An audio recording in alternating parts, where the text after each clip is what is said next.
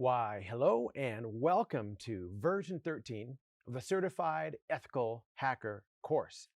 We're going to have a lot of fun. We're going to learn a whole lot in this course. So let's get ready to get started. I just want to introduce myself. My name is Kevin King, and I've been in the industry for quite a long time, working with everything from Fortune 500 companies down to the mom and pops, small businesses that make the world go around. And in my time working for companies, helping solve issues from Active Directory to virtual services, I've had the ability to gain quite a lot of certifications. And so with those certifications, they were nice and they're very good to have.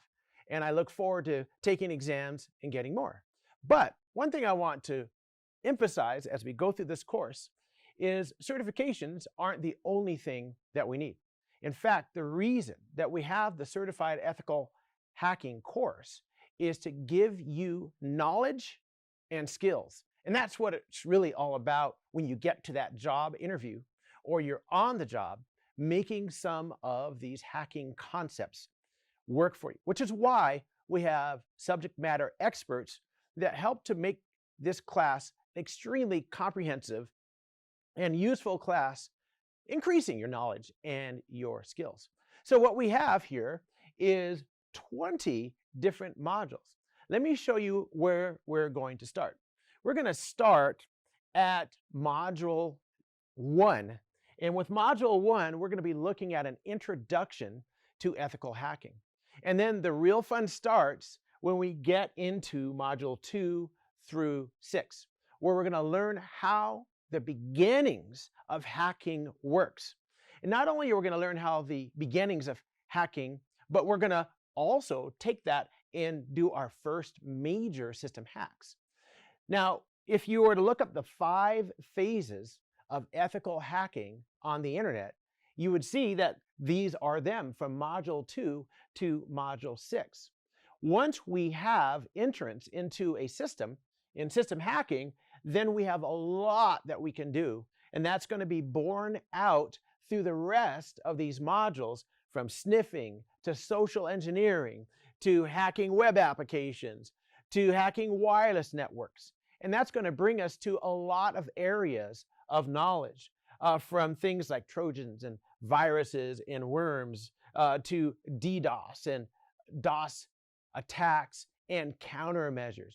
We're going to look at the APIs that a software environment, operating system environment use, and how to hack those APIs and how to defend those APIs. We're going to get into IoT, the Internet of Things, IoE, the Internet of Everything, and then OT, where we look at things like SCADA and how to hack the various types of industrial protocols and devices that are really part of the backbone of any city or country.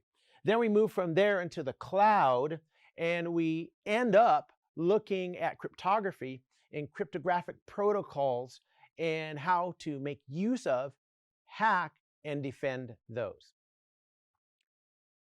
But I want to warn you, this class goes very fast.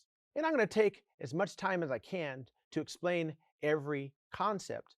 But there might be times when you'll have to go back and look at the video to make sure that you understand everything that we're talking about. What you need to be able to do at the end of the course is to have enough knowledge and skills so that you can not just pass the test, but pass the test of life, where you're going to make use of these knowledge, these skills, where you're going to make use of these skills and the knowledge that you gain in your job. All right, so how do you make use of the skills and knowledge that you learn? Well, you do that by practicing, which is why we have lab sessions that you will be able to use. And so you'll have in your package connection information to our online labs. They are very cool. And we're going to go through a lot of exercises with these labs. And what you'll see with the lab session is we have a lot of virtual machines that are tied together with a background network so that you can play around. It's your own playground. I'm going to walk you through exercises in the labs. However, you also are welcome to use the virtual machines to practice even many of the techniques that we don't cover. So for instance, if I'm talking about how to use Nmap and I show you 3 different ways to use it, there are infinite ways of using Nmap, and you can practice those on your own. So let's have a look at what some of these machines are. We start off with Windows 11, have a couple of Windows servers. We have Active Directory. We have Parrot Security Linux, which is the Linux that we're going to be using for our hacking workstation, Android, and Ubuntu. So it's pretty good. We have a comprehensive and very nice little lab playground for you to work in. Let's talk about the exam. The exam is 125 questions of material. So if you look here on this chart, you'll see that it's 312-50. It's 4 hours, and there's quite a lot in the exam that you need to look out for. There are 2 ways to take the exam. If you want to use View, you can go into a View testing center and take the exam, or you can use our own exam testing capability where you can just do it from your own home or from your office. You just have to have a device that has a camera and a microphone on it, and the camera has to be able to move. And what's going to happen is the proctor is going to look around and make sure that you don't have somebody showing you the answers in the background. But it is a test that requires a lot of knowledge. Okay, so before we start hacking, there's one more thing I would like to talk to you about in terms of the exam, and that is the CEH practical. If you pair the CEH practical with the CEH, then you will pass those. Passing both of those, you can become what's called a CEH master. And so if you have the opportunity to take the practical after you have gained and passed your CEH, I would encourage you to do so. But guess what? Now it's time. We're going to get hacking.